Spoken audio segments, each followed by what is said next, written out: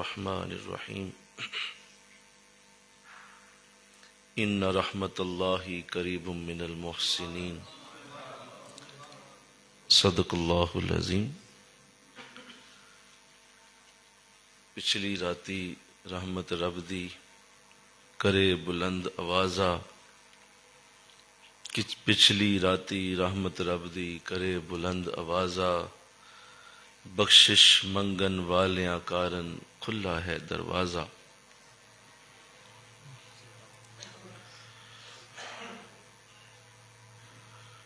اٹھ اٹھ راتی زاری کر دے تے نیندر اکھیاں دی توندے،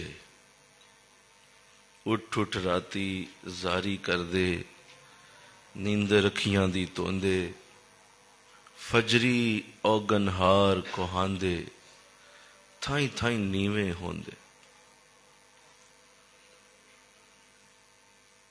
مزہ برسات کا چاہو تو ان آنکھوں میں آ بیٹھو، مزہ برسات کا چاہو تو ان آنکھوں میں آ بیٹھو، وہ برسوں میں کبھی برسے یہ برسوں سے برستی ہیں۔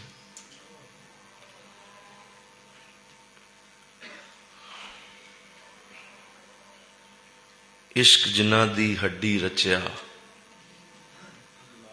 رونا کم انہاں دا، عشق جنہ دی ہڈی رچیا،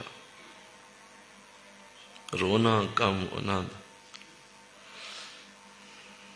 عشق جنہ دی ہڈی رچیا، رونا کم انہاں دا۔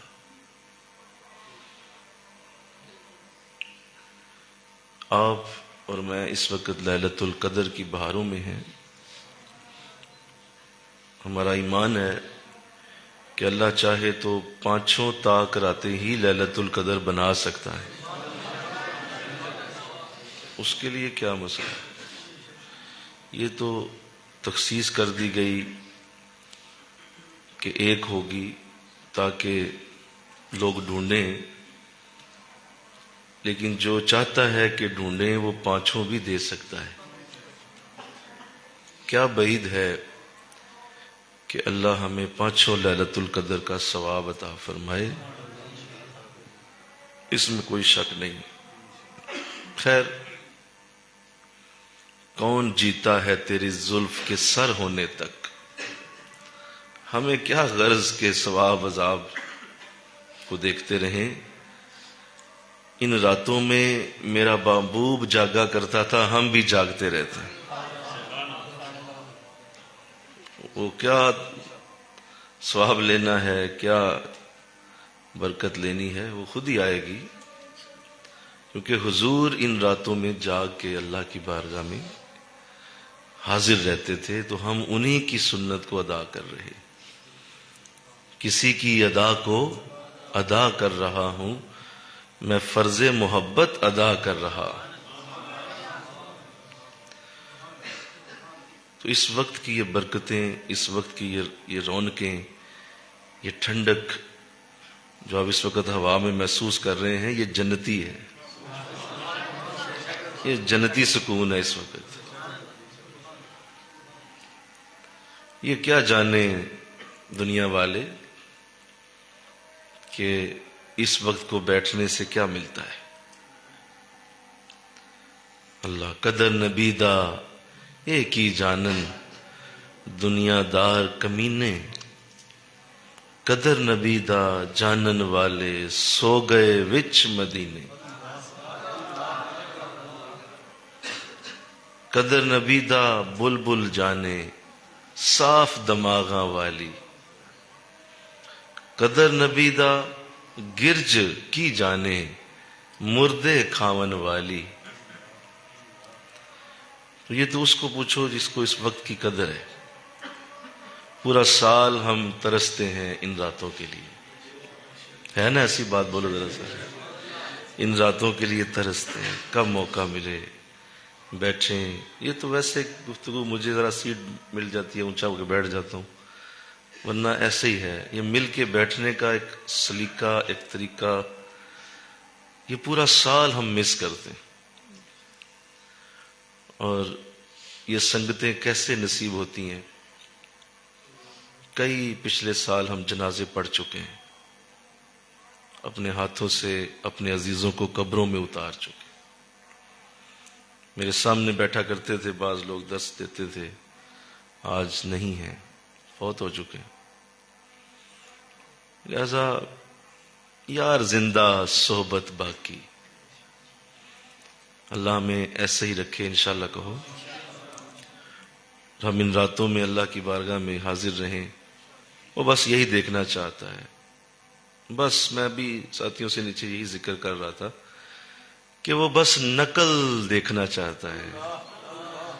تم میں سے ایک ایسے کرے کہ وہ نبی کی نقل کرے اور باقی سارے صحابہ کی نقل کرو. ہم تمہیں یہی دیکھنا چاہتے ہیں. حضور ایسے ہی صحابہ میں بیٹھتے ہوں گے، بولو نا، اور صحابہ ایسے ہی حضور کے سامنے بیٹھتے ہوں گے. ایک حلقہ لگتا ہوگا اور حضور کچھ بیان کرتے ہوں گے، صحابہ سنتے ہوں گے. تو حضور کی سنت میں ادا کر رہا ہوں، صحابہ کی سنت آپ ادا کر رہے ہیں. مجھے نہیں اللہ دیکھ رہا، اپنے رسول کی ادا کو دیکھ رہا. آپ کو اللہ کیوں دیکھے گا؟ کون ہے آپ کی اوقات کیا ہے؟ کیا ہستی ہے آپ کی؟ آپ کو نہیں دیکھ رہا، وہ صحابہ کی ادا کو دیکھ رہا ہے. ایسے ہی عمر بیٹھتے تھے، ایسے ہی ابو بکر بیٹھتے تھے، ایسے ہی عثمان بیٹھتے تھے، ایسے ہی سعد بن ابی وقاص بیٹھتے تھے. بس انہیں دیکھ کے آپ کو بھی نمبر دیتا جا رہا ہے. لہذا یہ نقل ہوتی ہے، بس یہ نقل ہے. اور اس میں جتنا کوئی پرفیکٹ ہوتا جاتا ہے اتنا بڑا نمبر لے لیتا ہے اللہ سے. جو جتنا نقل میں قریب ترین جائے گا، بولو، جو جتنا اس کاپی میں قریب ترین ہوتا جائے گا اللہ کو پسند آتا جائے گا، اللہ پسند کرتا جائے گا. اور میرے نبی جیسا بن، اور اچھا اور بن گیا تو آج نبی کہہ دو، قل ان کنتم تحبون اللہ فاتبعونی. مکمل ہو گیا، یحببکم اللہ. اللہ کی محبت تیرے ساتھ ہے. اب تو نے میرے نبی جیسی سوچ بنا لی، ذہن بنا لیا، میرے نبی جیسا انداز بنا لیا. تو بس یہ ایسے ہی ہے، ساری زندگی ہم حضور کی نقل کرتے رہتے ہیں. کھانے میں کہا یوں کرو کہ ایک گھٹنا کھڑا کر لو اور دوسرا بچھا لو. مولا یہ کوئی خاص طریقہ؟ ہاں خاص ہے، میرے نبی نے ایسا کیا تھا. پورا وقت کھانا کھانے کا ہم ثواب میں لکھ دیں گے. وہ جتنا لقمہ تمہارے پیٹ میں اترے گا اس وجہ سے کہ تم نے ایک گھٹنا کھڑا کیا، دوسرا بچھا لیا، اب وہ لقمہ نہیں رہے گا، وہ نور بن کے تیرے جسم میں اتر جائے گا، کیونکہ وہ حضور کی ادا ہے. راستہ چل رہے ہو تو ایسا کرو، دائیں طرف چلو، دائیں طرف ہو جو گلی میں. مولا کیا لیفٹ بھی خالی گلی ہے کہ لیفٹ نہ چلوں؟ کہا نہیں رائٹ چلو. کیوں؟ اس سے کیا ہوگا مولا؟ یہ اس میں کوئی خاص بات؟ ہاں میرا رسول جب چلتا تھا تو دائیں طرف چلا کرتا تھا. جیسے تم جو ہی جائے دائیں ہو جاؤ گے، اب تمہارے قدم قدم نہیں ہیں، اب وہ نیکیاں بنتی جائیں گی. جتنے قدم چل کے جاؤ گے وہ نیکیاں شمار ہو جائیں گی، کیونکہ تم نے نبی کی ادا کو ادا کیا، نقل کی. ویسے تم پانی پینے لگے ہو، گلاس اٹھاؤ، رکو ذرا، سانس لو، بسم اللہ پڑھو، 3 بار رک رک کے پی لو. پانی تو ویسے بھی پینا تھا، لیکن یہ 3 بار پینے سے اب وہ پانی پینا تمہارے لیے اتنا بڑا معاملہ بنا کہ حضرت داتا صاحب نے اسے لکھا. آپ فرماتے ہیں کہ پانی حضور کی محبت میں پینا اور حضور کے انداز سے پینا، جیسے آپ نے فرمایا کہ بسم اللہ شریف پڑھ کے دیکھ کے 3 سانسوں میں پانی پیا جائے. فرمایا یہ جو عمل اس نے کیا ہے، یہ اگر وہ 60 بار نفلی حج کرنے جاتا تو بھی اتنا برکت نہ پاتا جتنا پانی کے گلاس سے برکت پا. 60 نفلی حج، فرض نہیں، فرض تو ایک ہی ہوتا ہے، بولو. نفلی حج سے بڑا عمل ہے کہ آپ حضور کی ادا کے مطابق پانی پی لیں. تو یہ ہو کیا رہا ہے؟ ذرا سارے بولو نا، کیا ہو کیا رہا ہے؟ بولو نا، نقل ہو رہی ہے. بس بس یہ ایک حضور کا طریقہ ادا ہو رہا ہے. آپ کے جیسے کپڑے پہن لیے، آپ کے جیسا چہرہ بنا لیا، آپ کے جیسی گفتگو کر لی، آپ کے جیسا چہرے پہ اسمائل لے آئے. بولو، بس وہ اسمائل، وہ گفتگو، وہ انداز. اگر مجھے کہنے دیں، میں کچھ کہنا چاہتا ہوں. رات بہت بڑی ہے. اللہ اس کائنات میں ہر طرف محمد محمد ہی دیکھنا چاہتا. ذرا بولو نا میں کیا کہہ رہا ہوں. وہ چاہتا ہے ہر طرف وہی ایک ہی چہرہ ہو. بس میں کسی اور چہرے کو دیکھنا ہی نہیں چاہتا. ہاں نہیں سمجھے؟ وہ چاہتا ہے ویسے ہی ہوں لوگ. بس اسی لیے وہ حضور کے شہر کو بھی اتنا بڑا کر رہا ہے کہ ایک وقت آئے گا ساری زمین پہ مدینہ ہی رہ جائے گا. ساری زمین مدینے میں گم ہو جائے گی. مدینہ پھیلتا جا رہا ہے، پھیلتا جا رہا ہے، بڑا ہوتا جا رہا ہے. ایک وقت آئے گا کہ یہ ساری زمین مدینے میں گم ہو جائے گی. کچھ بھی نہیں رہے گا سوائے حضور کے شہر کے.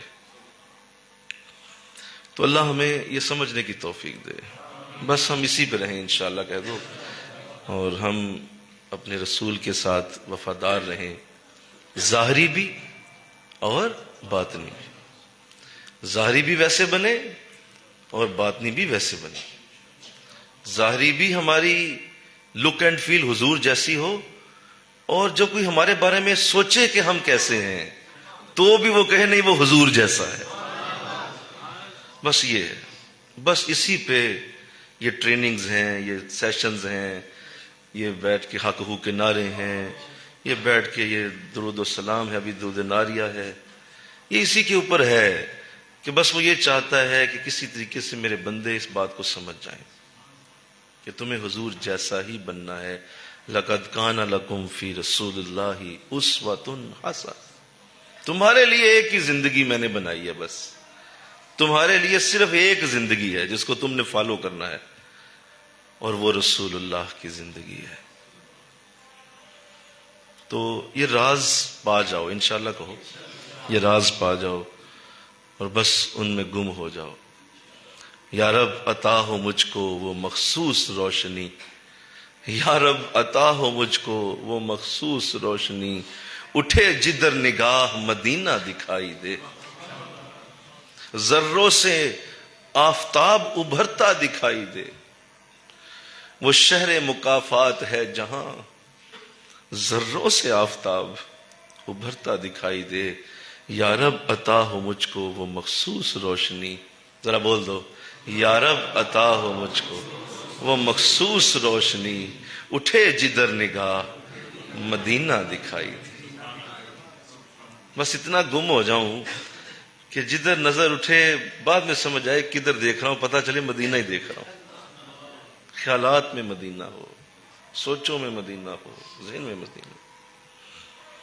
اللہ ہمیں ایسا گم کر دے.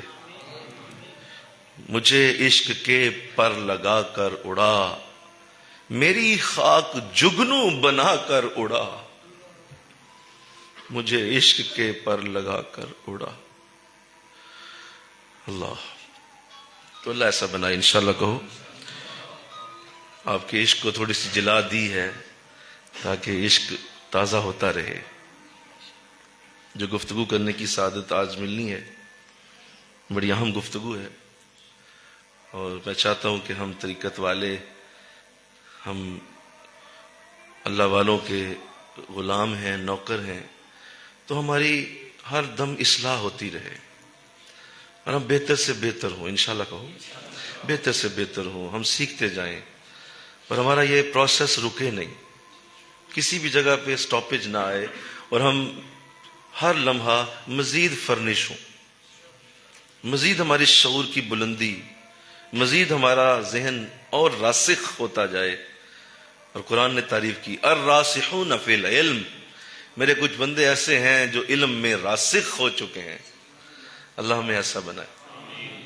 اور وہ لوگ ہیں جو اپنے علم کو روکتے نہیں ہیں، اپنے علم کو رکنے نہیں دیتے، پڑھتے ہیں، سمجھتے ہیں، مطالعہ کرتے ہیں، مزید سیکھتے ہیں، اور وہ ہر دم یہ چاہتے ہیں کہ کوئی نئی بات ملے. لہذا قرآن سے بہتر ایسا کوئی کلام نہیں جو تمہیں تازہ کر دے. یہ ایسا کلام ہے جو تمہارے لیے صرف اور صرف تازگی رکھتا ہے. اور اس کے اندر سے آج جو میں نے بات کرنی ہے وہ سورہ کہف میں وہ اعلیٰ ترین گفتگو ہے جو حضرت موسیٰ علیہ السلام اور حضرت خضر علیہ السلام کے مابین ہوئی. بڑا فیورٹ ترین ٹاپک ہے یہ قرآن کا، اور آقا دو جہاں کو اس صورت کو کیوں عطا کیا گیا اس کے پیچھے بھی بہت ساری وجوہات ہیں. کہف غار کو کہتے ہیں، اور اس میں کچھ غار والوں کا قصہ ہے جو غار کے اندر پناہ لے کے کچھ دن رہے. ان کا قصہ اللہ نے بیان فرمایا، اور ایسا اس لیے کیا گیا کہ حضور کو یہ تسلی دی گئی کہ اگر آپ کو بھی اپنے گھر بار چھوڑ کے کہیں جا کے رہنا پڑ جائے تو اے نبی پریشان نہ ہوئیے گا، آپ سے پہلے بھی یہ عمل ہو چکا ہے کہ ہم آپ کے سامنے وہ مثال رکھنے لگے ہیں کہ یہ دیکھیے کچھ لوگ تھے جنہوں نے اپنے گھر بار کو چھوڑا دین کے لیے، اور وہ کسی جگہ جا کے علیحدہ ہو گئے، اور انہوں نے اپنے رب کی دین کو نہیں چھوڑا، اپنے گھر بار کو چھوڑ دیا. تو اگر آپ کے صحابہ کے ساتھ ایسا ہو یا قیامت تک کے آنے والے مبلغین کے ساتھ ایسا ہو تو وہ اس بات سے توانائی حاصل کریں گے کہ یوں تو اللہ نے مثال قیامت تک کے لیے دے دی کہ کوئی بھی شخص اگر اس سے گزرے گا تو پریشان نہ ہو، انشاءاللہ کہو. لہٰذا ایک تو پورا ایک وہ انداز بنایا اور اس کا ذکر کیا کہف والوں کا، وہ ایک علیحدہ گفتگو ہے. پھر یہ صورت اپنے اندر ایک عجیب مضمون رکھتی ہے جو میں ابھی عرض کرنے لگا ہوں، حضرت موسیٰ علیہ السلام اور حضرت خضر علیہ السلام کا. اور یہ ساری صورت جو ہے یہ اولیاء کرام کی صورت ہے. میرے کہو سبحان اللہ، یہ اللہ والوں کی صورت ہے. اس میں ایک واضح آیت اتری ہے جس میں اللہ فرماتا ہے کہ تم میں سے کوئی ذرا بھی غلط فہمی میں نہ رہے، بالکل پریشان نہ ہو، اور سوچوں کے اندر اتنا بڑا نہ اپنے آپ کو بنا لے، یا اس قدر اپنے آپ پر نہ ایک خول چڑھا لے ہم کھل کے بات کرنے لگے ہیں. اس سے پہلے ذرا ڈھکی ڈھکی باتیں کی ہیں، لیکن سورہ کہف میں آ کے کھل کے بات کر دی ہے کہ تم میں سے اگر کسی کا مرشد نہیں ہے تو یاد رکھو وہ گمراہ ہو گیا، وہ گمراہی کی طرف چلا گیا. جس کو کوئی مرشد نہ ملا وہ گمراہ ہو گیا. تو اس طرح کی واضح آیتیں اللہ نے اس میں اتاری ہوئی ہیں، کھل کے بات کی گئی. یہی وجہ ہے کہ یہ جو واقعہ بھی پیش ہوا اس کے اندر بھی ایک بڑی ترتیب کے ساتھ بزرگوں کی صحبت، اللہ والوں کی ملاقات اور نیکوں کا آپس میں ملنا، اور ایک مرید اپنے شیخ سے کیسے سیکھے، کس طرح ان سے فیض لے، یہ سورہ کہف کے اس واقعے میں تفصیل سے بیان کر دیا گیا. آئیے ہم اللہ سے پوچھتے ہیں کیسے حضرت صاحب سے فیض لینا ہے، انشاءاللہ کہو نا. آئیے ہم اللہ سے پوچھتے ہیں کیسے ان سے ملنے جانا ہے. آئیے ہم اللہ سے پوچھتے ہیں کیسے ان کے پاس بیٹھنا ہے. آئیے اللہ سے پوچھتے ہیں جب وہ کچھ کام کریں تو ہمارا ریئیکشن کیا ہونا چاہیے. آئیے اللہ سے پوچھتے ہیں کہ ان کے ہر کام میں کیا کیا حکمتیں ہوتی ہیں.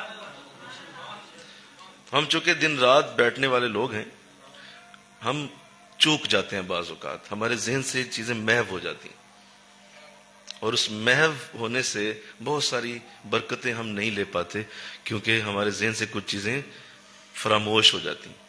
تو آئیے ذرا ریوائز کر لیں.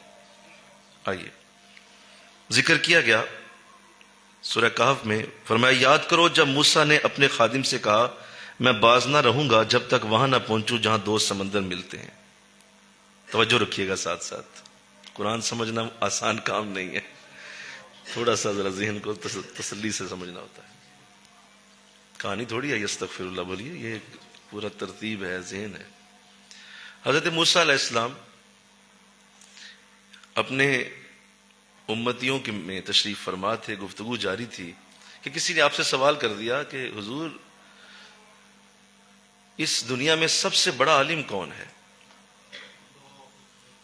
تو حضرت موسیٰ علیہ السلام نے بلا جھجک ذرا بھی رکے بغیر فرمایا کہ تمہیں نظر نہیں آ رہا میں اس دنیا میں اس وقت سب سے بڑا عالم ہوں. تو جو ہی یہ کہا تو حضرت جبرائیل علیہ السلام تشریف لے آئے. فرمایا کہ اللہ کی بارگاہ سے سلام بھی ہے اور اللہ فرما رہا ہے کہ موسیٰ یہ آپ نے کیا کہہ دیا, آپ نے یہ کیوں کہہ دیا کہ آپ سب سے بڑے عالم ہیں؟ تو اللہ پوچھ رہے ہیں کہ آپ نے ایسا کیوں کہا؟ تو فرمایا کہ میں نبی ہوں اور دنیا میں اس وقت جتنے بھی لوگ ہیں وہ مجھ سے نیچے ہیں علم میں. فرمایا نہیں, یہ اصول اللہ جب چاہے جس طرح چاہے کر دے, لیکن اللہ کی بارگاہ سے جواب آیا ہے کہ موسیٰ کو بتائیے کہ ان سے بھی بڑا عالم اس وقت زمین پہ موجود ہے. حضرت موسیٰ علیہ السلام چونکہ آپ بڑے لاڈلے بھی ہیں, بڑی محبت ہے, تو فوراً سوال کیا کہ مولا پھر مجھے کوئی اس میں اعتراض نہیں ہے, کوئی اس میں حرج نہیں سمجھتا, مجھے اجازت دی جائے میں اس سے ملنا چاہتا ہوں کہ جو مجھ سے بڑا عالم ہے تو مجھے یہ خوشی ہوگی کہ میں اس سے جا کے سیکھوں, تو مجھے اجازت دی جائے. اور آپ نے یوں پھر اللہ کی بارگاہ سے اجازت لی کہ ٹھیک ہے آپ جائیے, فلاں یہ نشانی ہوگی, یہ انداز ہوں گے, وہ آپ نے نوٹ کر لیے. اس سے پہلی بات یہ پتہ چلی کہ اگر کوئی رتبے میں بڑا ہو کر, حالانکہ نبی رسول آپ ہی ہیں, جن کی طرف بھیجا گیا ہے وہ حضرت خضر علیہ السلام ہے, اور خضر علیہ السلام کے بارے میں یہ کنفرم نہیں ہے کہ وہ نبی اور رسول ہیں, کنفرم آپ کے بارے میں ہے, آپ رسول بھی ہیں نبی بھی ہیں, لیکن خضر کے علیہ السلام کے بارے میں یہ چیز کنفرم نہیں تھی, یعنی رتبے میں وہ اس طرح مقام میں نہیں تھے, آپ بڑے تھے, اور اس بڑے ہونے کو آپ نے نظر انداز کر کے اپنے سے رتبے میں کم کے پاس جا کر علم سیکھنا گوارا فرمایا. یہ پہلا سبق ملا. انشاءاللہ کہو اگر کوئی عمر میں بڑا ہے اور اس کو کسی نوجوان عالم کے پاس جانا ہوتا ہے تو وہ غلط فہمی میں نہ رہے, اللہ نے علم کے بڑے بڑے سمندر رکھے ہوئے ہیں. ضروری نہیں ہے کہ تیری عمر زیادہ ہے, تیرا علم اس نوجوان سے زیادہ ہے, نہیں, ہو سکتا ہے اس نوجوان کا علم تجھ سے زیادہ ہو.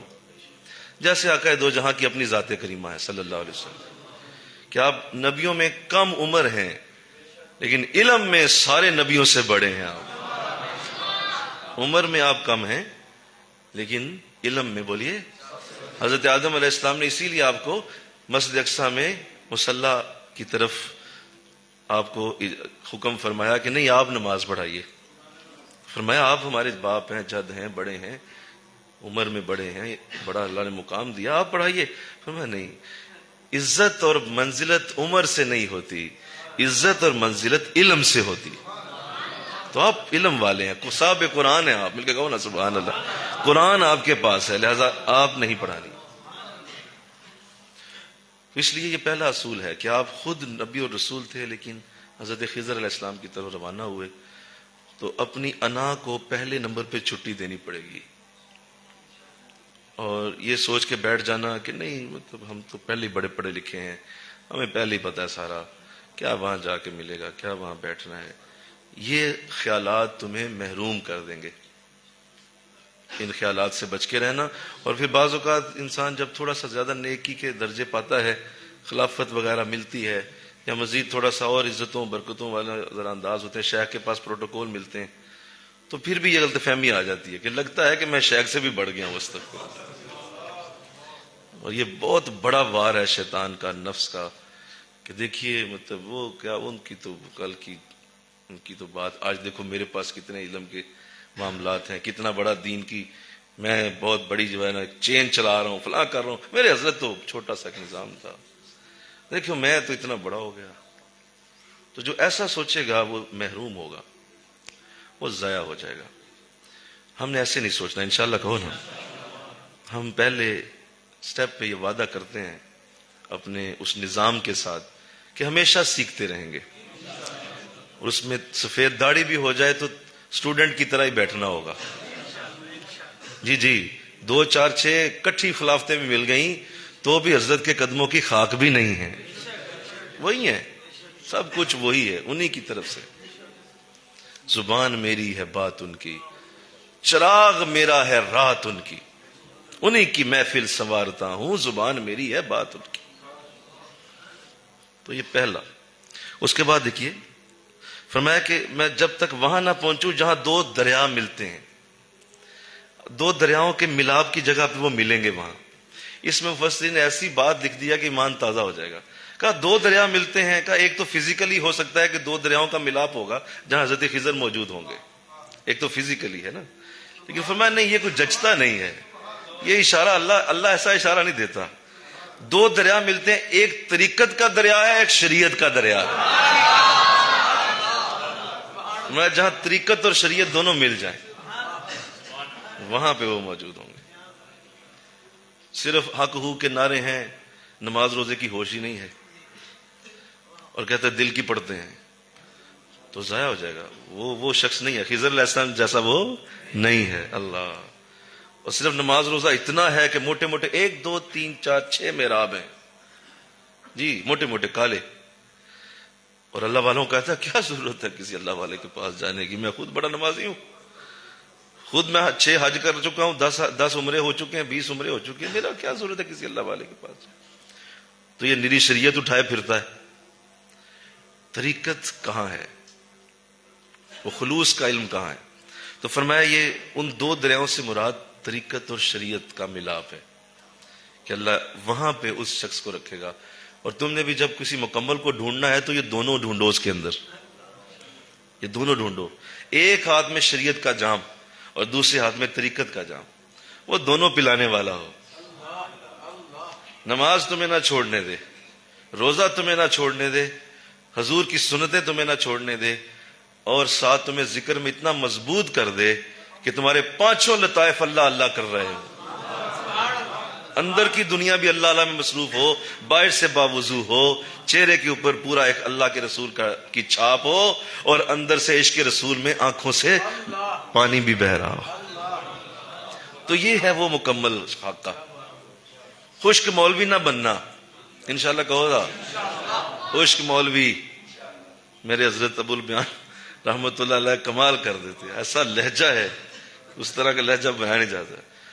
او خشک مولویو، چلے جاؤ یہاں سے اٹھا کے اپنی شریعت، ہمیں تمہاری شریعت نہیں چاہیے، ہمیں وہ شریعت چاہیے جو حضرت گنج بخش علی حجویری لائے، ہمیں وہ شریعت چاہیے جو حضرت پیر مہر علی لائے، ہمیں وہ شریعت چاہیے جو حضور غوث اعظم لائے، ہمیں وہ شریعت چاہیے جو حضرت بہاؤالدین ذکریہ ملتانی لائے.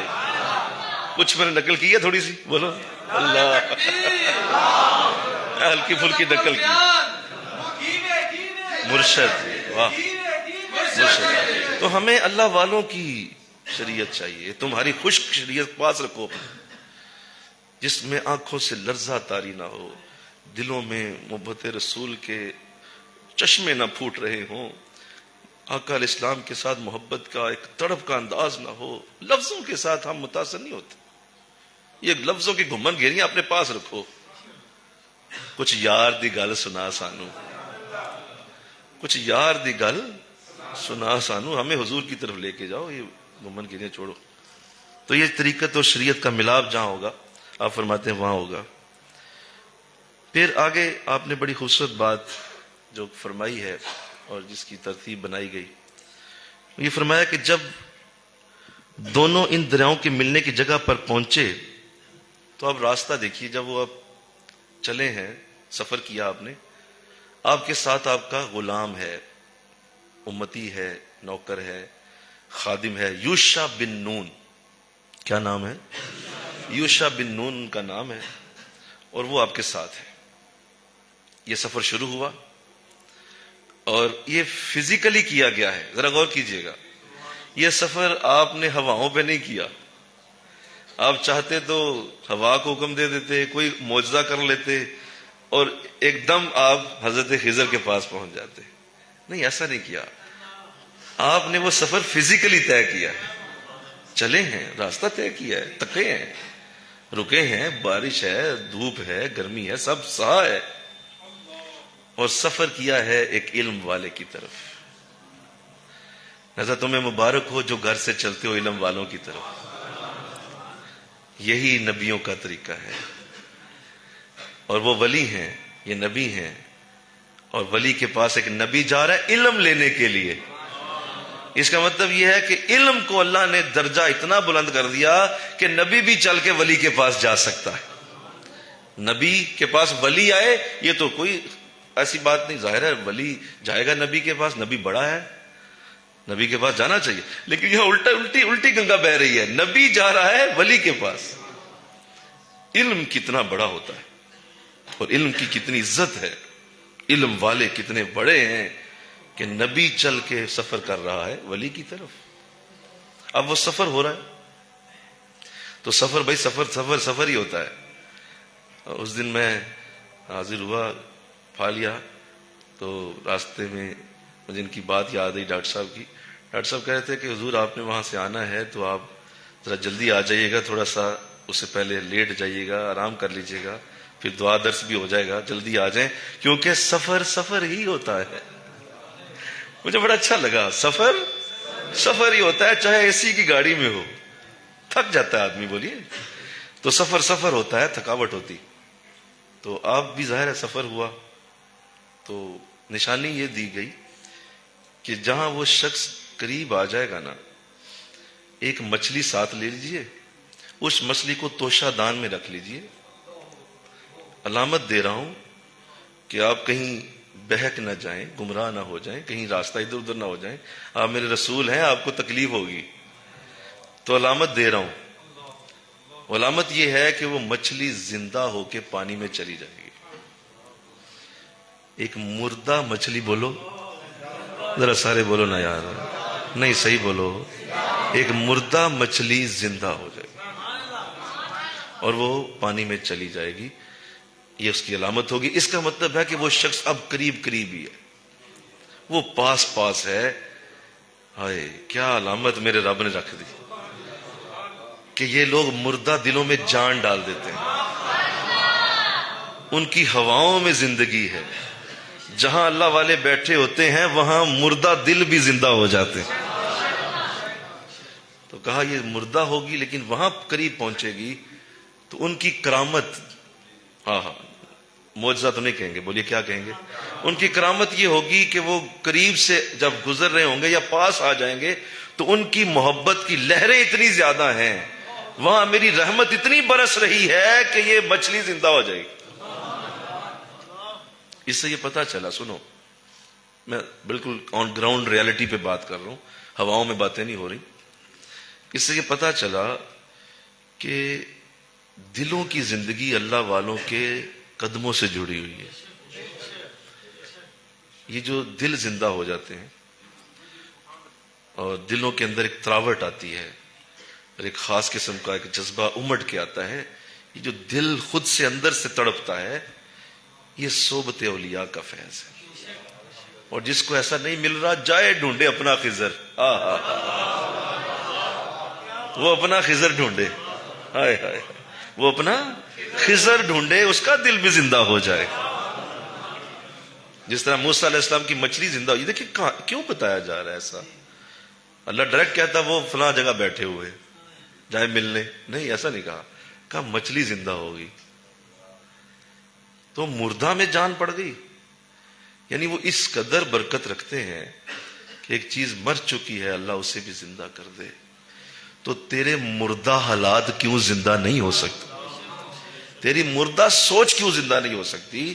تیری مردہ دلی کیوں زندہ دلی میں نہیں بدل سکتی؟ ارے تیرا نبی سے ٹوٹا ہوا رشتہ، مردہ رشتہ کیوں دوبارہ زندہ نہیں ہو سکتا؟ وہ سب کچھ ہوگا.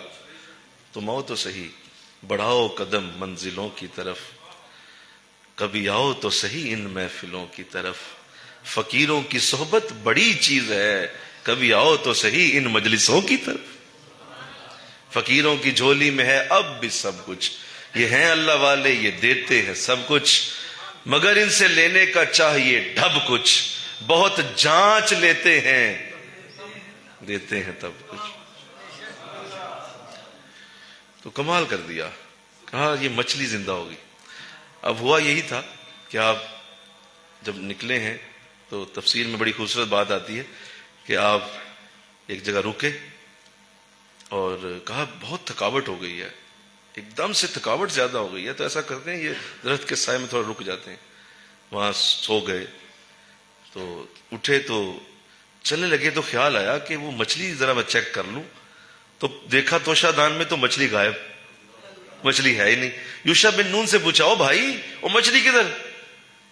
وہ کہنے لگا حضور وہ تو آپ پیچھے تھے نا، جب کافی پیچھے، تو اس وقت میں نے دیکھا کہ وہ پھڑک کے زندہ ہوئی اور وہ دریا میں چلی گئی، تو وہ تو جا چکی. تو حضرت موسیٰ کا جملہ ہے اس میں، آپ فرماتے ہیں اسی لیے میں سوچ رہا تھا کہ تھکاوٹ زیادہ کیوں ہوتی جا رہی ہے. جب تک میں آ رہا تھا ان کی طرف تھکا نہیں تھا، جب ان سے آگے نکلا ہوں تو تھک گیا ہوں.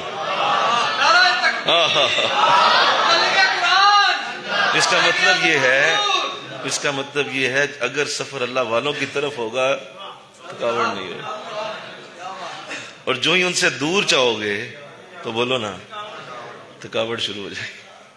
فرماتے اسی لیے میں دیکھوں کہ تھک گیا ہوں. تو نے پہلے کیوں نہیں بتایا؟ کہا حضور مجھے معاف کر دیجئے میں نہیں بتا سکا، واقعی ویسے پیچھے وہ زندہ ہو چکی ہے.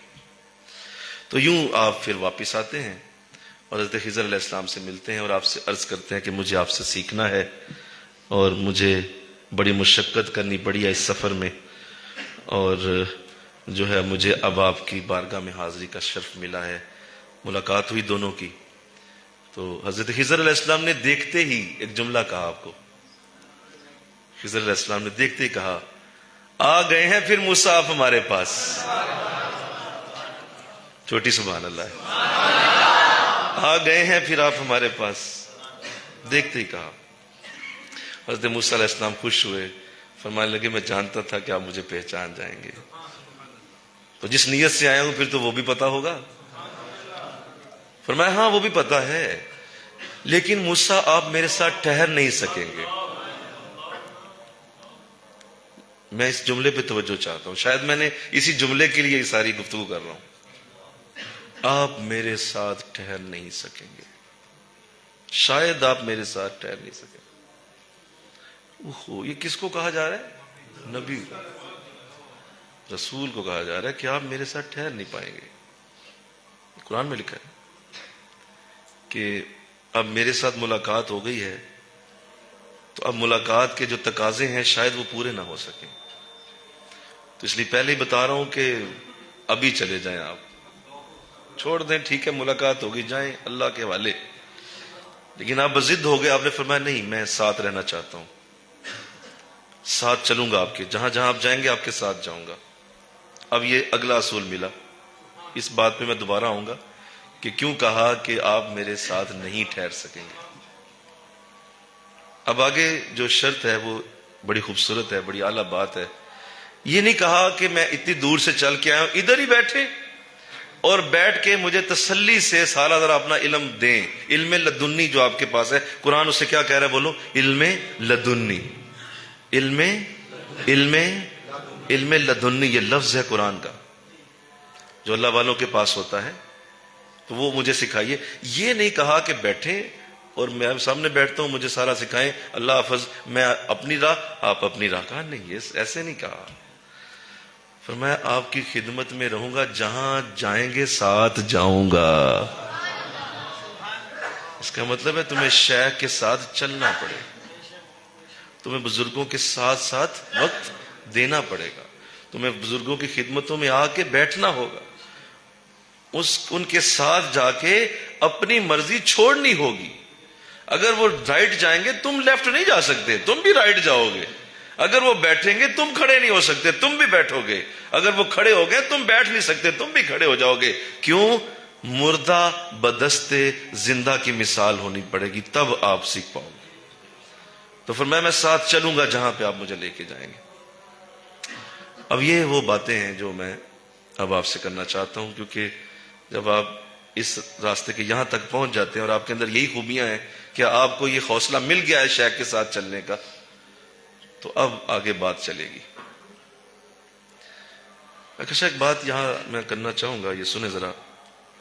بہت مشکل ہے شیخ کے ساتھ رہنا، اور جو قریب لوگ رہتے ہیں زیادہ وہ تو ہر وقت اس سولی پہ ٹنگے رہتے ہیں. جو زیادہ قربت میں ہوتے ہیں نا، دور سے دیکھنے والے ان پہ بڑا رش کر رہے ہوتے ہیں. دور سے دیکھنے والے کہتے ہیں ہاں ہاں بڑے خوش نصیب ہو، ہر وقت حضرت صاحب کے پاس رہتے ہو. ہم دیکھیں ہم فیصل آباد ہیں، ہم لاہور ہیں، ہم پنڈی ہیں، ہم دیکھیں یو کے میں رہتے ہیں، ہم نہیں آ سکتے، تم لوگ پاس رہتے ہو، کتنے خوش نصیب ہو. ان کو پوچھو جا کے کس بھاؤ بک رہی ہے. بڑا مشکل ہوتا ہے. اس کی وجہ یہ ہے کہ آپ نے کرائٹیریا ہر لمحے پورا کرنا ہے، ہر لمحے اس کرائٹیریا پہ رہنا ہے جو کرائٹیریا اللہ والوں کے ساتھ رہنے کا ہے. اور آپ اس سے ذرا بھی ڈیویٹ ہوتے ہیں تو قریب رہنا آپ کے لیے زیادہ بڑا زہر بن جاتا ہے، بجائے یہ کہ دور رہ کے آپ فیض لے لیتے. بہت مشکل ہو جاتی ہے.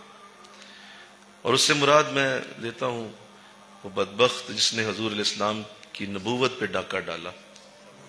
کیا وہ قریب نہیں رہتا تھا؟ بولو نا. وہ قریب نہیں رہتا تھا، بلکہ کاتب وحی تھا.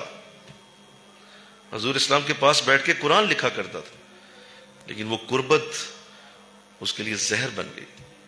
اور حضور کے ہی آپ کے ہی ختم نبوت کا سب سے بڑا چور نکلا. اور آقا دو جہاں کی امت میں ایک ایسا وہ فساد برپا ہوا اس کی وجہ سے کہ آج تک ہم اسے بھول نہیں پاتے. تو اس لیے قریب رہنے والے بڑی احتیاط کریں، انشاءاللہ کہیں نا ذرا، وہ بڑی احتیاط کریں اور وہ بڑا ذہن میں رکھیں کہ مولا ہمیں آزمائش پہ نہ ڈالنا، ہمیں آزمائش میں نہ ڈالنا. قریب تو رہتے ہیں لیکن مولا ایسا نہ کبھی ہو جائے کہ کہیں شیخ کی بارگاہ میں ایسا کوئی انداز بنے کہ قریب رہنے سے وہ جو ایک بے تکلفی سی ہے وہ بن گئی ہے اور بہت سارا وہ نور اور برکت بے ادبی کی وجہ سے ضائع ہو جائے. تو ایسا نہ ہو انشاءاللہ. تو فرمایا میرے ساتھ نہیں رہ پائیں گے آپ.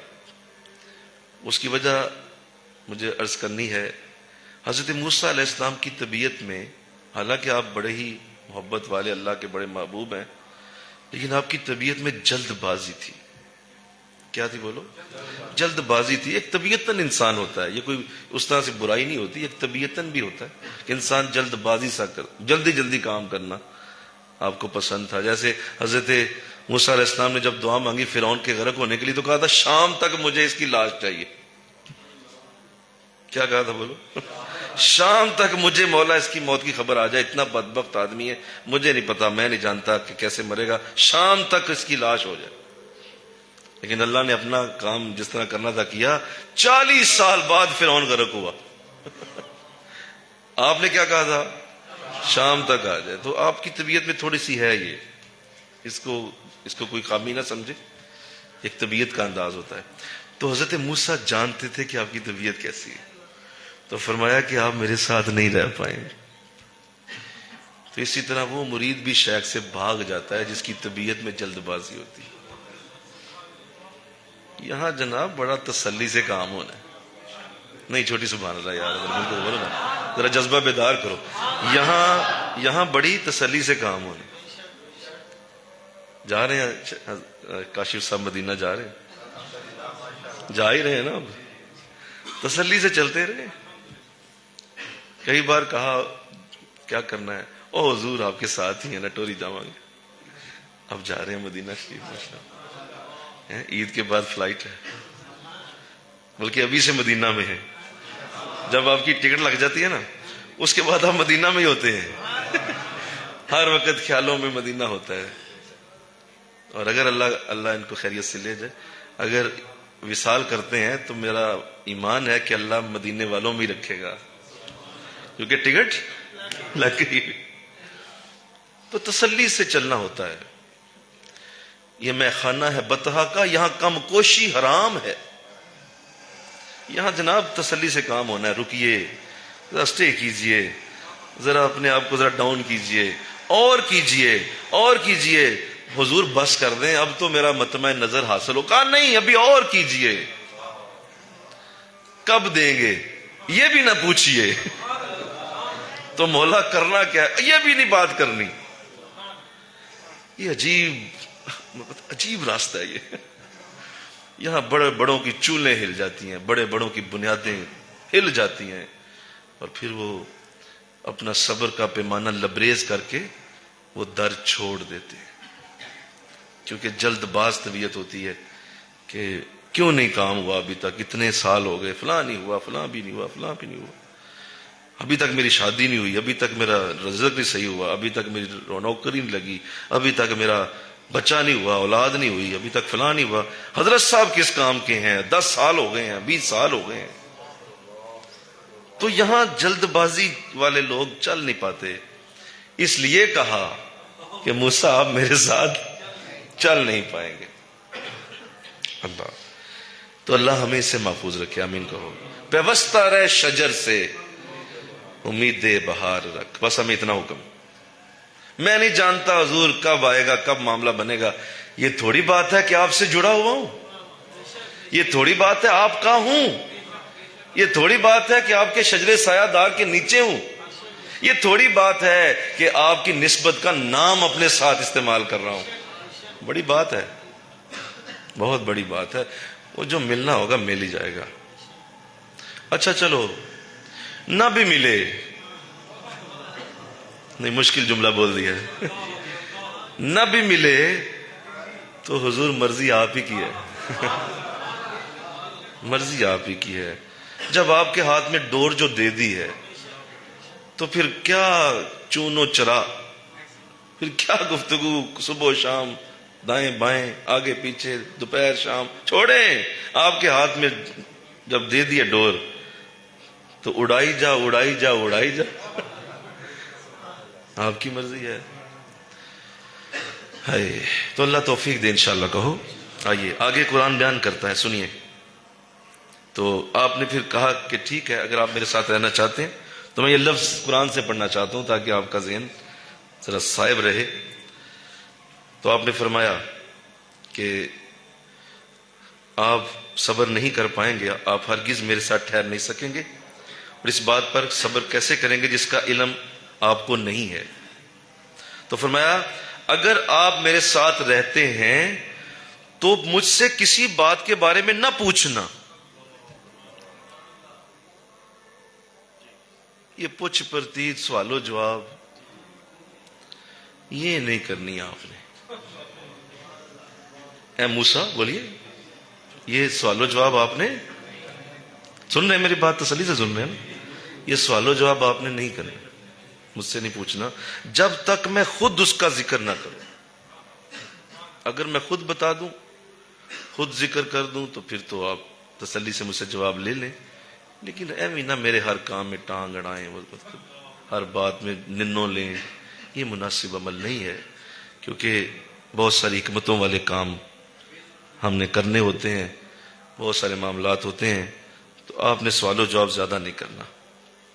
اب اس میں یہ ذہن نشین رہے، اس سے مراد وہی سورہ بقرہ والے سوال و جواب ہیں، یاد کریں ذرا، یاد ہے؟ گائے کیسی ہونی چاہیے، کنواری ہو یا دوسری ہو، رنگ کون سا ہو جی، پیلی ہو کہ نیلی ہو، سوال کر کر کے اپنے لیے مشکل کھڑی کر لی، اور آپ جواب دیتے گئے، حضرت موسیٰ جواب دیتے، وہاں بھی حضرت موسیٰ ہی ہیں، جواب دیتے گئے کہ اچھا یہ ہے، اللہ بتاتا کہ اچھا سوال پوچھ رہے ہیں تو آپ جواب دے دیں، سوال پوچھ رہے ہیں جواب دے دیں۔ وہ مشکل ہوتی چلی گئی اور وہ گائے ڈھونڈنا بڑا مشکل بن گیا، اور اگر وہ سوال و جواب نہ کرتے تو کسی بھی گائے کی زبان اس مردہ کو لگاتے وہ زندہ ہو جانا تھا، لیکن سوال و جواب نے بولو مشکل کر دیا۔ اس لیے ایک مرید کو چاہیے کہ وہ اپنے شیخ کے ساتھ اسی طرح رہے۔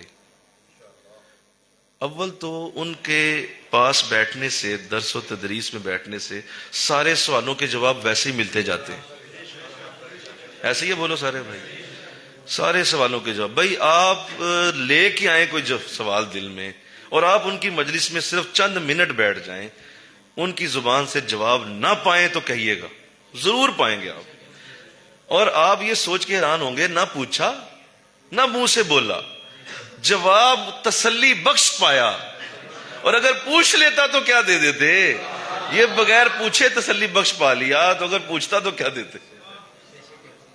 تو یہ بہت بڑا معاملہ ہے، لہذا یہ الگ رستہ ہے، اس میں اسی طرح رہنا ہوتا ہے۔ جبکہ آپ دنیاوی کلاسز میں بیٹھتے ہیں کسی اسکول کالج میں تو وہاں حکم یہ ہے کہ سوال پوچھو، جان کھاؤ اپنے ٹیچر کی، لیکن اس راستے والوں کو کہا گیا کہ بس زیارت کرتے جاؤ، خود ہی ملتا جائے گا سارا، بس زیارت کرتے جاؤ، بیٹھ جاؤ. تو ایک تو کہا کہ مجھ سے کوئی بات نہ پوچھے گا جب تک میں خود نہ کہوں. پھر آپ نے کچھ عمل کیے ہیں، میں جلدی سے پڑھتا ہوں اور پھر میں ان کی حکمت کی طرف آؤں گا. ایک تو یہ فرمایا کہ اب دونوں چلے، جس کشتی میں سوار ہوئے اس کشتی کو انہوں نے توڑ دیا. کشتی میں سوار ہو گئے، آپ نے کشتی کا پیندہ توڑ دیا، پانی اس میں بھرنے لگا.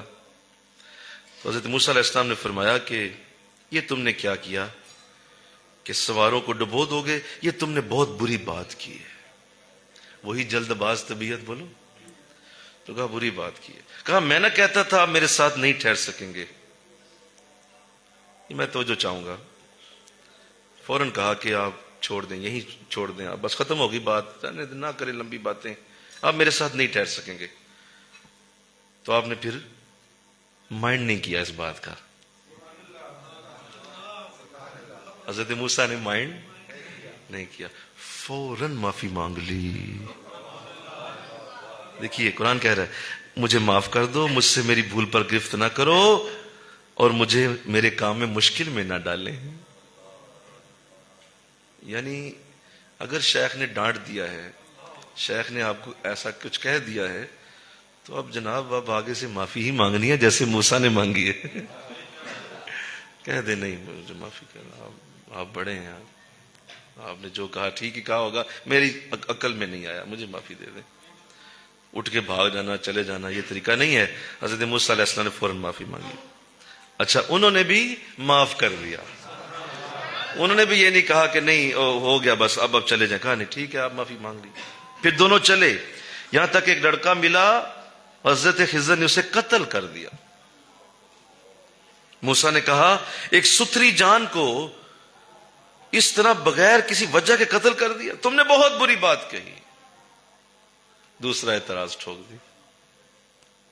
میں بھی آؤں گا اس طرف. پھر کہا کہ اب ختم ہو گیا معاملہ. کہا میں نے کہا تھا نا کہ آپ ہرگز میرے ساتھ نہیں ٹھہر سکیں گے. تو کہا کہ نہیں. اب دیکھیے پھر دوبارہ ڈانٹ تھوڑی سی آ گئی، تھوڑا سا کہا کہ نہیں آپ نہیں ٹھہر سکیں گے.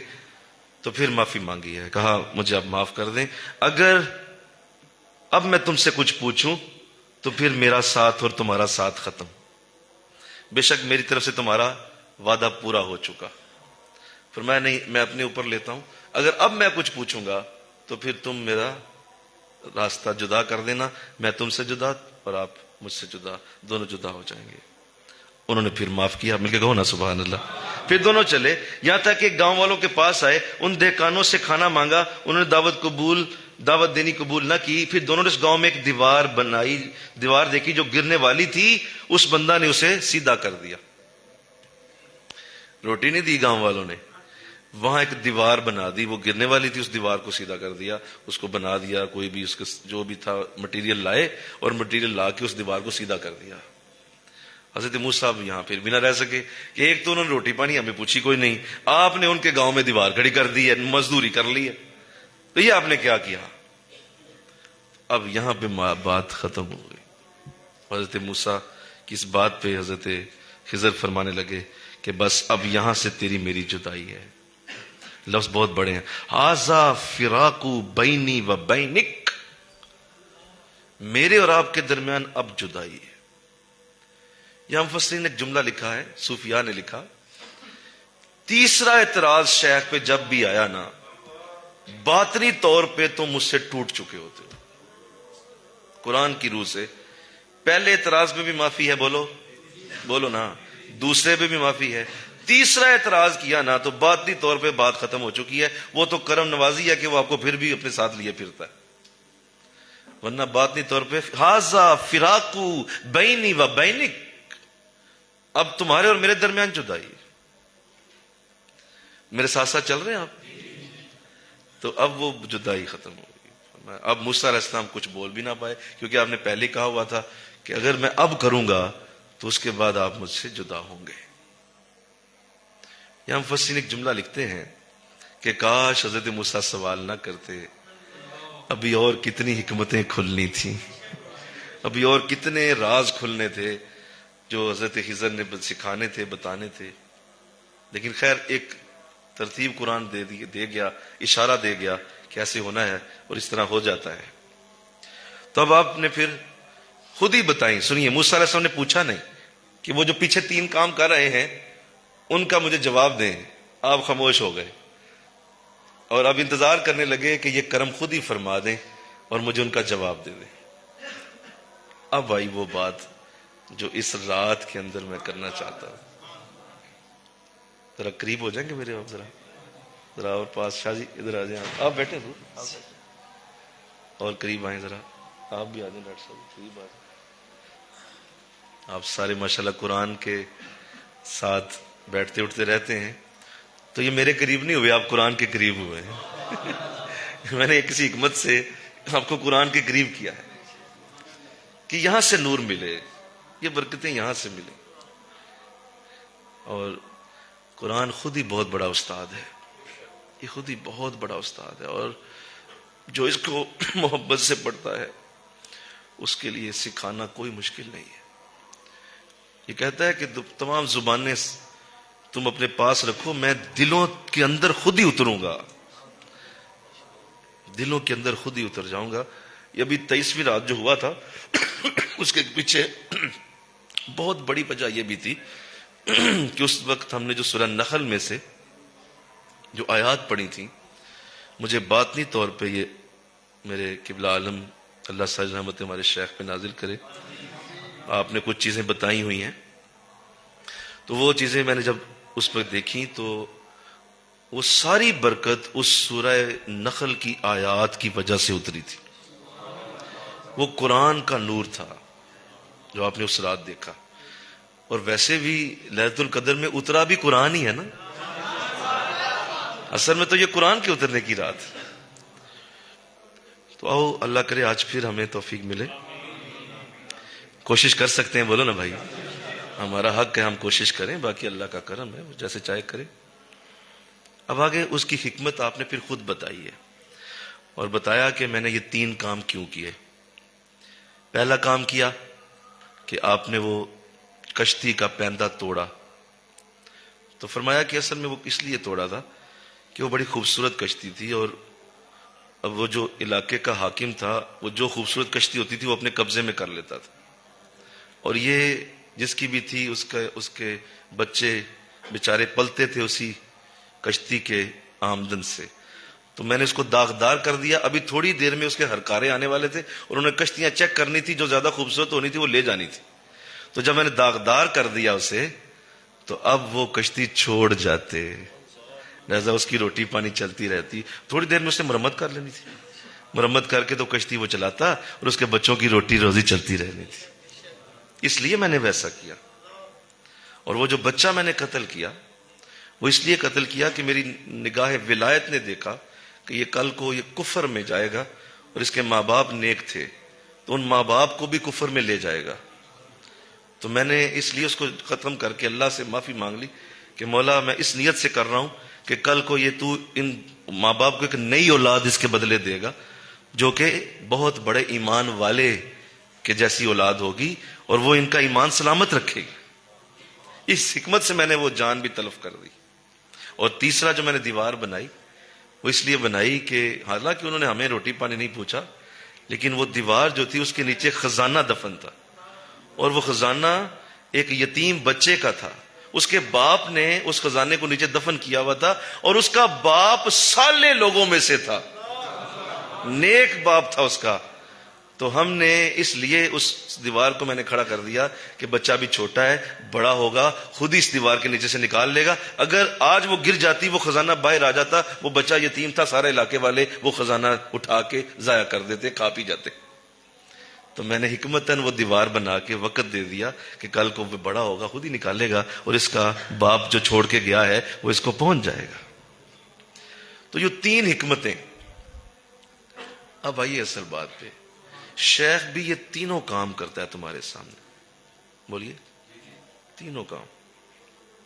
پہلا کام شیخ یوں کرے گا کہ تمہارے سامنے کسی ایسی ایک جو ہے وہ حکمت کے ساتھ کوئی عمل کر دے گا جو بظاہر تمہیں لگے گا کہ کہ انہوں نے کسی شخص کا نقصان کر دیا، انہوں نے کسی شخص کو نقصان میں ڈالنے کے لیے کوئی کوشش کی ہے، اور آپ دیکھیں گے کہ وہ ایسا کر رہے ہیں، جس طرح انہوں نے وہ پیندہ توڑا تھا، آپ کے سامنے بھی شاید کوئی ایسا کام کرے گا۔ بہت سارے اس کے راستے ہو سکتے ہیں، بہت سارے اس کے طریقے ہو سکتے ہیں، اور آپ کا دل کہہ رہا ہوگا کہ یہ حضرت نے بہت بڑی غلطی کر دی، ایسا نہیں کرنا چاہیے تھا انہیں۔ آپ نے فوراً اپنے آپ کو سورہ کہف کے نور میں لپیٹ لینا وہاں پہ۔ اگر وہ کامل شیخ ہے تو خدا کی قسم وہ کبھی بھی کوئی بھی بات حکمت کے بغیر نہیں کرتا، اگر وہ کامل ہے۔ یہاں اس جگہ پہ آ کے بہت سارے لوگ گمراہ ہو جاتے ہیں کہ وہ جب کوئی ایسی چیز دیکھتے ہیں کہ وہ بظاہر ان کی نظر میں ایک نقصان والی ہوتی ہے تو وہ شیخ سے ڈیویٹ ہو جاتے ہیں اور کہتے ہیں دیکھیے جی یہ تو ان کو خود نہیں ابھی پتا، تو میں تو ان کے پیچھے یوں ہی پھر رہا ہوں۔ پھر تو آپ نے اس وقت بچنا ہے، انشاءاللہ کہو، اس وقت آپ نے بچنا ہے، اور اس کی حکمت کبھی وقت آئے تو پوچھ لینی ہے، وہاں نہیں پوچھنی۔ موسیٰ علیہ السلام کی طرح بول نہیں پڑنا، آپ نے خاموش ہو جانا ہے کہ جب وقت آئے گا حضرت خود ہی بتا دیں گے۔ میں آپ کو مثال دیتا ہوں حضور اسلام کی زندگی سے۔ آقا دو جہاں صلی اللہ علیہ وسلم آپ تشریف لے جا رہے تھے اپنی ایک زوجہ کے ساتھ، اور ان کے ساتھ ابھی آپ نے کچھ دن پہلے ہی شادی فرمائی تھی، صحابہ کو زیادہ پتہ نہیں تھا، ابھی چونکہ زیادہ خبر پھیلی نہیں تھی، کسی کو زیادہ علم نہیں تھا، تو حضور نے ان کا ہاتھ پکڑا ہوا تھا اور آپ گزر رہے تھے، تو ایک صحابی سامنے سے آئے، انہوں نے حضور کو دیکھ لیا کہ آپ نے ایک خاتون کا ہاتھ پکڑا ہوا ہے، تو گزر گئے، انہوں نے سلام کیا، حضور نے بھی جواب دیا، حضور نے بھی سلام کیا، انہوں نے جواب دیا، گزر گئے۔ تھوڑی دور گئے تو حضور رکے، آپ نے انہیں کہا ذرا رکیں، حضور چلتے ان کے پاس گئے، فرمایا کہ میں نے بتانا تھا آپ کو کہ یہ میری زوجہ ہیں۔ تو فرمایا حضور میری نظر میں ایسا کوئی معاملہ نہیں تھا کہ آپ نے کسی عورت کا ہاتھ پکڑا ہوا ہے۔ تو فرمایا نہیں، میں جانتا ہوں تمہاری نظر میں تو نہیں، لیکن نفس کا کیا پتا ہے کیا سوچ کے اندر ڈال دے، تو میں نے تمہارے لیے اس کو ابھی سے ختم کر دیا ہے۔ تو بعض اوقات ایسا انداز تم دیکھو گے تو فوراً ذہن میں لانا کہ یہ وہ پہلی بات ہے جو حضرت موسیٰ علیہ السلام اور خضر کے درمیان ہوئی تھی، مجھے اس سے بچنا ہے، انشاءاللہ کہو۔ اچھا، اب بات آنے لگی ہے بہت بڑی۔ دوسرا انہوں نے کام کیا انہوں نے قتل ہی کر ڈالا۔ خضر علیہ السلام نے بولیے قتل کا، جو کہ شریعت کے بھی بہت بڑے خلاف تھا، شریعت کا ایک اتنا بڑا خلاف عمل ہے۔ قتل کا مطلب پتہ کیا ہے؟ آقا اسلام نے فرمایا جس نے کسی انسان کو قتل کیا وہ ایسے ہے جیسے ساری زمین کے انسانوں کو قتل کر دیا، کوئی بھی نہیں زندہ چھوڑا اس نے۔ اب دھیان سے سنو، بعض وقت ایسا بھی ہوگا کہ شیخ سے کوئی شریعت کا کام ایسے ہوگا اور تیرے سامنے وہ کوئی ایسا معاملہ بنائیں گے کہ وہ شریعت کے حوالے سے تیرے سامنے ہوگا اور تو حیران پریشان رہ جائے گا کہ یہ تو شریعت توڑ دی ہے۔ شریعت کا علم نے جانتے نہیں، شاید ان کو پتا نہیں تھا اتنا بڑا اصول شریعت کا، اور اس کو چھوڑ دیا۔ یہ کیا ہوا ہے؟ تو وہاں بھی بول دو سارے خاموشی۔ اس کی وجہ یہ ہے اس حکمت کا انتظار کریں، اس حکمت کا انتظار کریں۔ میں پھر بول رہا ہوں کیا جملہ؟ اس حکمت کا انتظار کریں، اس حکمت کا انتظار کریں، رکیں، اپنے نفس کو روک لیں اور انتظار کر لیں کہ کب یہ حکمت مجھ پہ خود کھول، کیونکہ یہ نہیں ہو سکتا کہ یہ شریعت کا حکم اگر توڑ رہے ہیں تو اس کے پیچھے کوئی بہت بڑا معاملہ ہوگا، بہت بڑی ایسی کوئی بات ہوگی جس کے ساتھ میرا حضرت اٹیچ ہے، اور مجھے قبل از وقت کچھ سوچنا نہیں ہے، قبل از وقت کچھ ذہن میں نہیں لانا، مجھے حکمت کے ساتھ چلنا ہے، خاموش رہنا ہے، اور اس شریعت کی اس پابندی کو کل ان سے سیکھ لینا ہے کہ حضور یہ ایسے ہوا تھا تو مجھے بتا دیجئے۔ اس کی سینکڑوں مثالیں دی جا سکتی ہیں، میرے پاس وقت تھوڑا ہے، میں نے اشارہ کر دیا ہے کہ اگر ایسے ہوا کسی بھی انداز میں تو رکیے گا، ذرا رک جائیے گا اور اس وقت کو جانے نہ دیجیے گا۔ دیکھیے میں مثال دیتا ہوں، حضور کی سیرت کو بار بار میں پیش کر رہا ہوں۔ آقا دو جہاں کی سیرت ہمارے لیے اس لیے بھی مشعل راہ ہے کہ آپ کی زندگی میں ہر قسم کا نمونہ ملتا ہے۔ جب حضرت علی رضی اللہ تعالیٰ عنہ حضور اسلام کے ساتھ تھے اور وہ وقت آیا کہ آپ کے زانو اقدس کے اوپر حضور کا سر ہے اور حضور آرام فرما رہے ہیں، حضرت علی رضی اللہ تعالیٰ عنہ نے اپنی نماز عصر جانے دی. ایسے ہوا تھا بولو. اب نماز شریعت ہے، ٹھیک ہے وہ محبت رسول تھی، آقا کے ساتھ پیار تھا، لیکن شریعت کا حکم تھا یار، اور وہ بھی عصر کی نماز جو صلاۃ وسطیٰ ہے. تو آپ نے شریعت کو جانے دیا، نماز اپنی چھوڑ دی، عصر کی نماز ترک کر دی. حضور الاسلام چونکہ آپ اس کائنات میں سب سے بڑے حکیم ہیں، حکمت آپ پہ ختم ہے. مجھے بتائیں کہ جب آپ کی نماز قضا ہو رہی تھی، کیا حضور کی آنکھ اس وقت نہیں کھل سکتی تھی؟ نہیں سمجھے بات.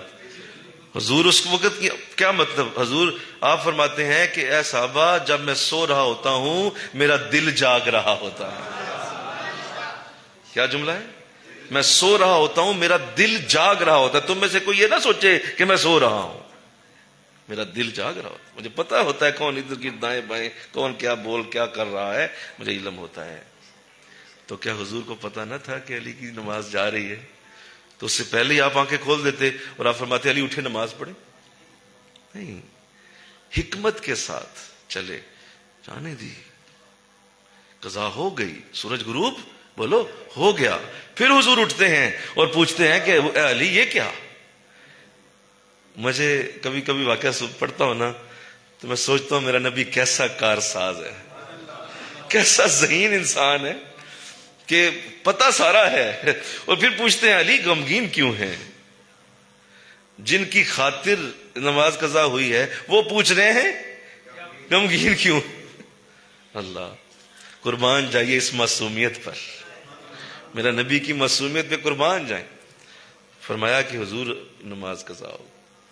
فرمایا اچھا بتائیے آپ ادا پڑھنا چاہتے ہیں یا قضا ہی پڑھنی ہے؟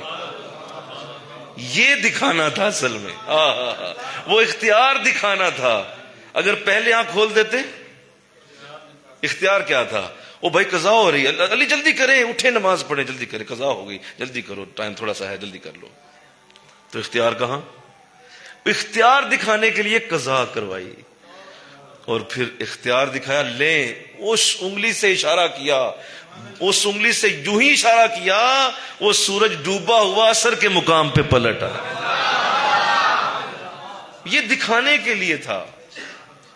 شیخ بعض اوقات ایسا عمل کرے گا کہ وہ تمہیں کل کو کچھ دکھانے کے لیے کہ دیکھو میرے پاس کتنا اختیار، ایسا انداز بنائے گا. جیسے انہوں نے بتایا کہ دیکھو مجھے پتا تھا یہ بچہ کل کو بڑا ہو کے کفر کرے گا، لہذا میں نے اسے آج ہی ختم کر دیا. اللہ سے دعا مانگ لی، مولا ایسی جگہ نواں دے دے. بلکہ کہو نا سبحان اللہ. تو نقصان بھی ختم اور مقصد بھی پورا. تو ایسا ہوگا. تیسرا جو یہ ایک عمل کیا کہ وہ دیوار بنا دی، اور بظاہر وہ کسی جگہ گئے ہوئے تھے اور وہاں جو ہے لوگوں نے اچھا عمل نہیں تھا کیا، لیکن انہوں نے ان کے ساتھ اچھا عمل کر دیا. شیخ بھی تمہارے سامنے بعض اوقات کسی ایسی جگہ پہ ایسا عمل کرے گا کہ آپ توقع کچھ اور کر رہے ہوں گے، شیخ اس کے بالکل الٹ بات کر جائے گا. تو آپ حیران رہ جائیں گے، یہاں تو حضور کو رائٹ جانا چاہیے تھا، حضور لیفٹ مڑ گئے. تو وہاں بھی پیچھے چل پڑنا بس. بلکہ کہو نا سبحان اللہ. خوب جانے جہاں جا رہے ہیں، میرا کام ہے پیچھے جانا ہے. تو دیوار بنا دی. تو دیوار بنا کے تو آپ نے بعد میں حکمت بتا دی کہ بھئی یہ وجہ تھی. تو اس لیفٹ جانے کی حکمت بھی وہ تمہیں بتا دیں گے کسی وقت کہ اس لیے ہم نے وہ عمل کیا تھا. لہذا ایک بات کر کے اب بات ختم کرتا ہوں. جب اللہ نے تمہیں رہنما دے ہی دیا ہے تو پھر اعتراض کاہے کا، پھر سوال و جواب کاہے کے. یہ اپنے اندر سے نکالو گے تو ابو بکر بن جاؤ گے، اور اگر اندر رکھو گے تو ابو جہل کی طرح رہ جاؤ گے. وہ سوال و جواب ہی کرتا رہتا تھا، بس ہر وقت سوال ہی کرتا رہتا، اے کیوں ہو جاتے، اے کیوں ہو جاتے، ایسا کیوں کیتا دیتے. حضرت ابو بکر فرماتے ہیں جب آپ سے کہا گیا کہ آپ کے دوست نے یہ دعویٰ کیا ہے کہ وہ اللہ کا رسول ہے، فرمایا اچھا کس نے کیا؟ کہا وہ محمد صلی اللہ علیہ وسلم، وہ کہہ رہے ہیں کہ وہ اللہ کے رسول ہیں. تو کیا یہ دیکھو کیسی بات کر دی ہے. تو فرمایا کہ اگر وہ یہ کہہ رہے ہیں تو جاؤ تم کہہ دو میری طرف سے کہ ابو بکر تم پہ پہلے ایمان لاتا ہے. ابو بکر کوئی سوال جواب جا کے کوئی کہا یہ بھی کہہ دینا کہ بغیر سوال جواب کے ایمان لاتا ہے. یہ بہت بڑی بات ہے.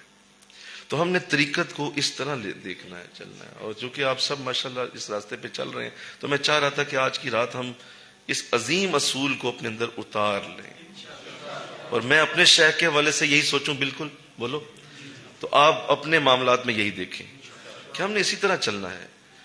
اور یہ وقت کبھی انشاءاللہ آئے گا کہ جب یہ تینوں حکمتیں ہم سمجھ جائیں گے تو خدا کا شکر ادا کریں گے، مولا تو نے ہمیں بچا کے رکھا اور ہمیں اس راستے پہ چلنے کی توفیق دی. اور کئی راستے میں آئے اور بیچارے ٹرین کے ڈبے نکلتے گئے اور وہ جدا ہو گئے، آج وہ نظر ہی نہیں آ رہے. میں ساتھ ساتھ رہا، بے شک کھٹارا ڈبہ تھا لیکن منزل پہ اپنے شیخ کے ساتھ میں پہنچ ہی گیا ہوں، میں پہنچ ہی گیا ہوں منزل پہ. تو آئے اللہ مجھے آپ کو قرآن کی حکمتیں عطا فرمائے، ہمیں قرآن کا یہ نور عطا فرمائے، اور جس مقصد کے لیے اتنا بڑا واقعہ پیش کیا گیا ہمیں اس کو سمجھنے کی سعادت نصیب ہو، اور ہمیں اپنے اس راستے کے اوپر دل و جان سے رج کے عمل کرنے کی توفیق.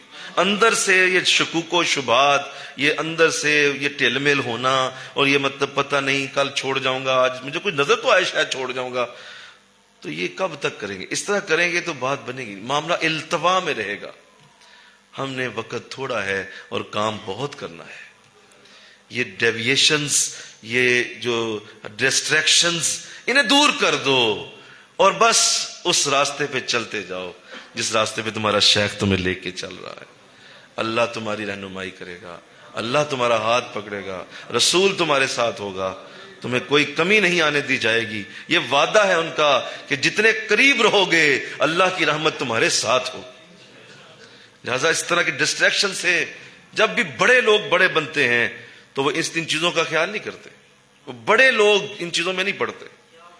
بڑے لوگوں کی سوچوں میں یہ چیزیں نہیں ہوتی. وہ کہتے بھائی ہم نے جب دے دیا ہاتھ تو دے دیا، ختم. اللہ ہمیں ایسا بنا دے، اللہ ہمیں ایسا مرید بنائے، اللہ ہمیں ایسا چلنے والا بنائے. ہاں آنکھیں کھولیں، ذہن نشین رکھیں، سوچیں.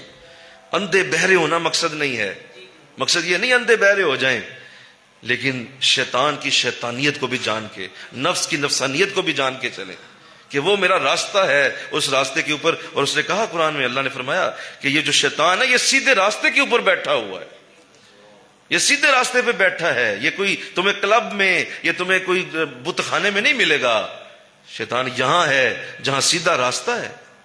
تو لہذا اس نے اپنا کام کرنا ہے، ہم نے بچ کے چلنا ہے، اپنے حضرت کے دامن کو نہیں چھوڑنا. جیسے صحابہ نے کہا تھا حضور ہم آپ سے یہ نہیں کہیں گے جو موسیٰ کی قوم نے کہا. موسیٰ کی قوم نے کہا تھا تو اور تیرا خدا جائے اور لڑے جا کے فرعون سے. حضور ہم یہ نہیں کہیں گے، حکم آپ کا ہو تو پھاند جائیں ہم سمندر بھی، محو کر دے جہاں کو نعرہ اللہ اکبر سے. ایسا جذبہ چاہیے. حضور آپ حکم تو کریں، ہم سمندر بھی کود جائیں گے اور سارے جہاں کو اللہ اکبر کہہ کے محو کر سکتے ہیں. آپ کا حکم ہونا چاہیے بس. یہ کیا بات ہوئی کہ تو اور تیرا خدا لڑے جا کے؟ جب وقت آئے تو شیخ اکیلا ہو جائے، جب وقت آئے تو اس وقت تم یہ چیزیں دیکھ کے ادھر ادھر ہو جاؤ، بھاگ جاؤ سارے. نہیں، یہ طریقہ نہیں ہے. اتنی بڑی کہانی لکھنے کا قرآن کیوں مقصد دے رہا ہے؟ اس کے پیچھے ہم امتیوں کو حضور کے یہ رنگ دیا گیا کہ تم نے ہمیشہ اس اصول کو لے کے چلنا ہے. یہیں تک بات ختم کر دی. اس کے بعد حضرت ذوالقرنین کا قصہ شروع ہو گیا. اس کے آگے اللہ کچھ بھی بیان نہیں کرتا، بس یہی بات ختم کر دی کہ وہ تینوں حکمتیں بتائیں، ساتھ ہی واقعہ لپیٹ دیا گیا اور آگے حضرت ذوالقرنین کا قصہ شروع کر کے سورہ کاف آگے نکل پڑی اور ہمارے اوپر چھوڑ دیا گیا کہ ہم اس سے کیا سمجھتے ہیں. آؤ اللہ مجھے آپ کو توفیق عطا فرمائے. اللہ اس رات کی برکتیں ہم سب کو عطا فرمائے. کھڑے ہو کے دو شعر